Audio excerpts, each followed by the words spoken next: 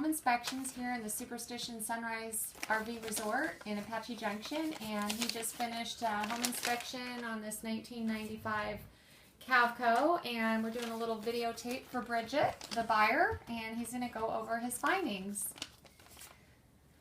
Hello, Bridget. My name's Duane, as Kara just said, and I'm just going to start at the top of my little list here, and we'll go down the whole list. Some of these things are just for me on the report. All right, just so you know, her eyes are right over here. Okay.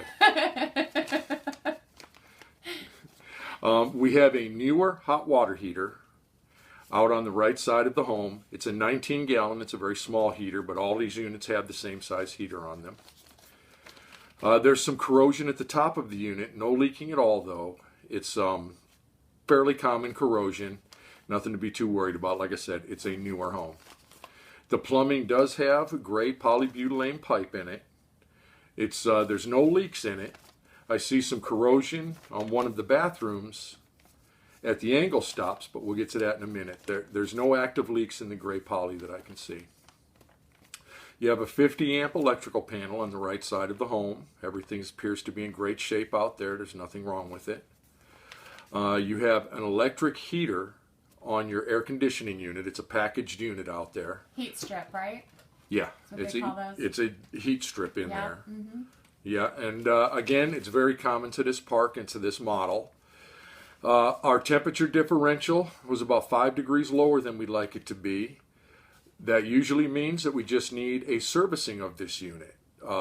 There may be some contaminants, and when we say contaminants in air conditioning and heating, it's really water.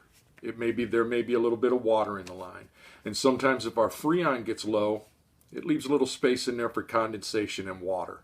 So it kind of domino affects it. So if servicing will ensure that there's no contaminants, meaning water, and ensure that our Freon level is full and working the way it's supposed to, and that should bring our temperature differential right back to where it should be. Okay. And so it needs a servicing in your opinion? Yeah, okay. I think it should be serviced. Hold on, let me turn my phone off. Okay. Sorry about that. I am not in control of the camera. Okay, you have an excellent rubberized roof on the top of the home.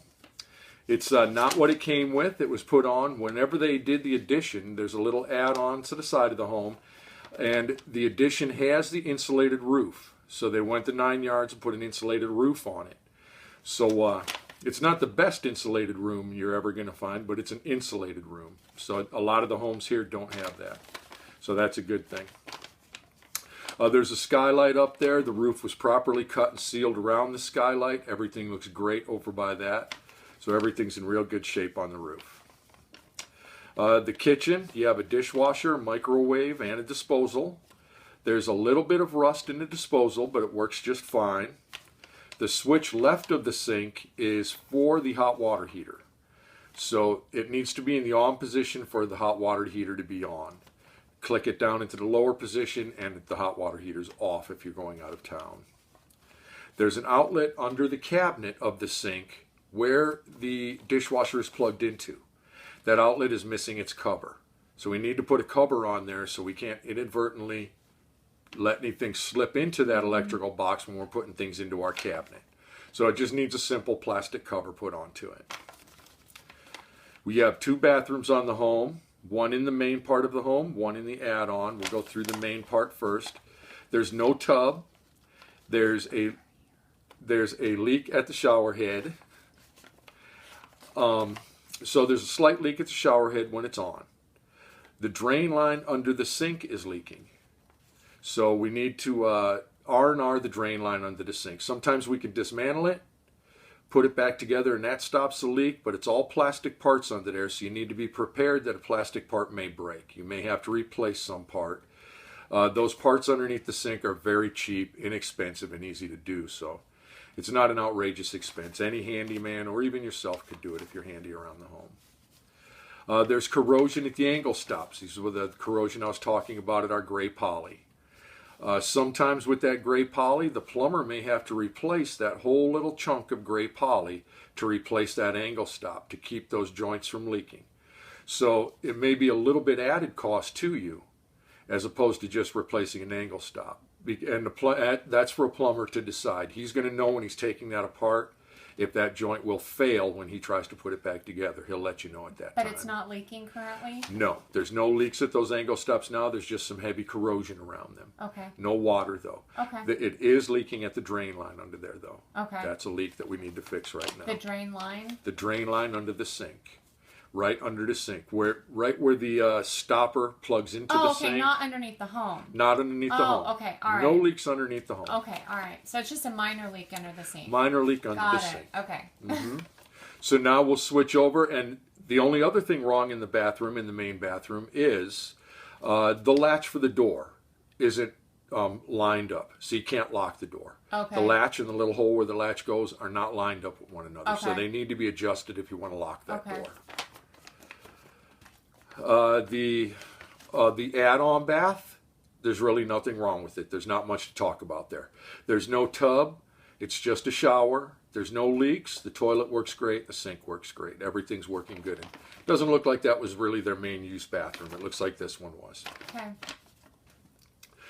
The home is set up for laundry, for an electric dryer and a washing machine. It's plumbed for both draining and receiving water for the washing machine.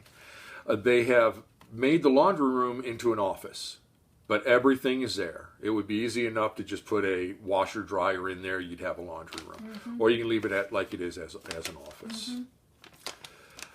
office. Underneath the home, underneath the main bathroom, there was a leak in the drain line that leads from the shower to the sewer of the home.